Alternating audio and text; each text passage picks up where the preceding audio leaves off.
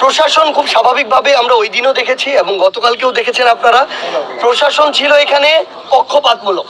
প্রথমে একটু নীরব দেখছিলাম, পরে দেখলাম পক্ষপাতমূলক হয়ে গেল। এমপির কথা অনুযায়ী প্রশাসন সিদ্ধান্ত নেয়, সরকারের কথা অনুযায়ী প্রশাসন সিদ্ধান্ত নেয়।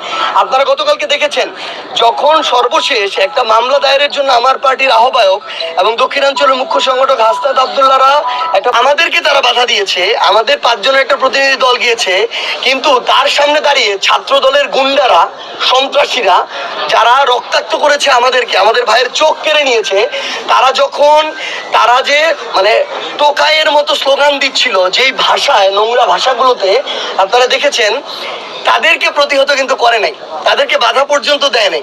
অথচ আমরা শুধু একটা মামলা করতে যাচ্ছিলাম, আমাদেরকে বাধা দেওয়া হয়েছে। তাহলে দেখেন প্রশাসন কাদের পক্ষে কাজ করছে। আমরা প্রশাসনকে আহ্বান করি, দয়া করে আপনারা আপনাদের পেশাদারিত্বটা আর বিক্রি করে দিয়েন না।